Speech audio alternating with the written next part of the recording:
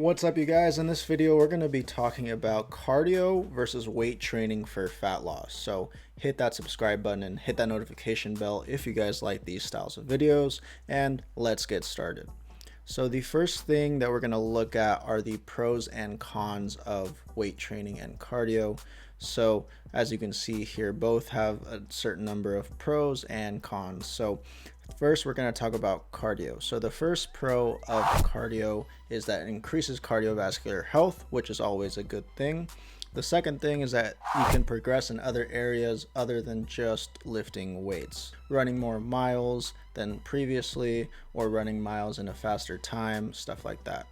However, the cons outweigh the pros. Cardio doesn't guarantee weight loss all on its own. Some wind up even fatter than when they started because it is way too easy to eat back the calories that you burned in said cardio.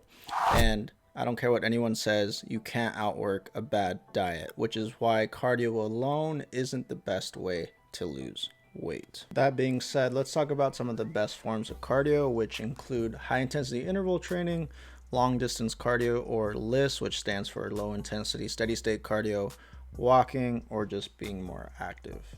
When I'm trying to lose weight or in a cutting phase, I do 3 LISS cardio sessions per week and 1 HIIT session per week, totaling to about 2 hours per week dedicated to only cardio. And so with that being said, let's go on to weight training to see what its pros and cons are.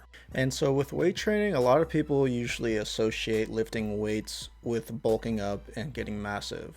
And while this may happen, especially if you're in a caloric surplus, it's definitely not true for every situation. Let's go ahead and talk about the pros and cons here. And so the first pro for weight training for fat loss is that it can help speed up the fat loss process. I'll show you how in a second.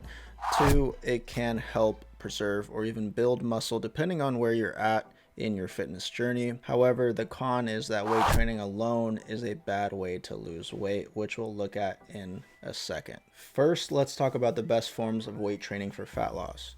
And this includes heavy weightlifting, specifically anywhere from 70 to 85% of your 1 rep max with compound lifts.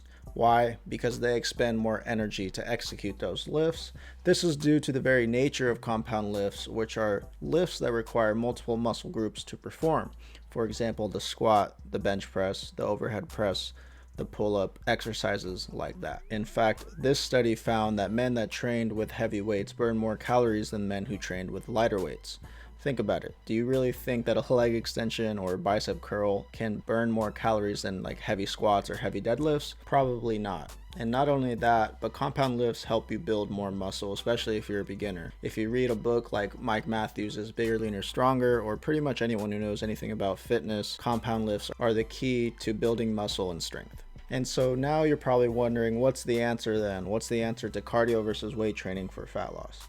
Well, we're going to look at this one study which had 3 groups of people do different styles of workouts. The first group only did weight training. The second only did aerobic training, meaning cardio, and the third did both. The second group lost the most weight, but the third group lost the most fat, but also gained the most muscle. What group would you rather be a part of?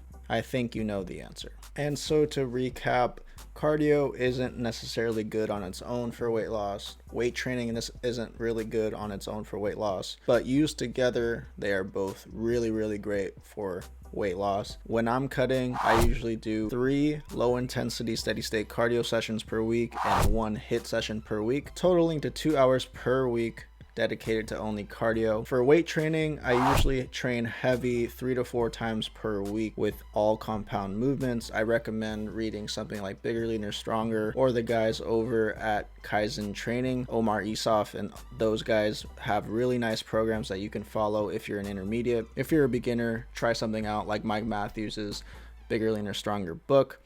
That's it for this video, you guys. Let me know if you have any questions in the comments, and I'll see you guys on the next one.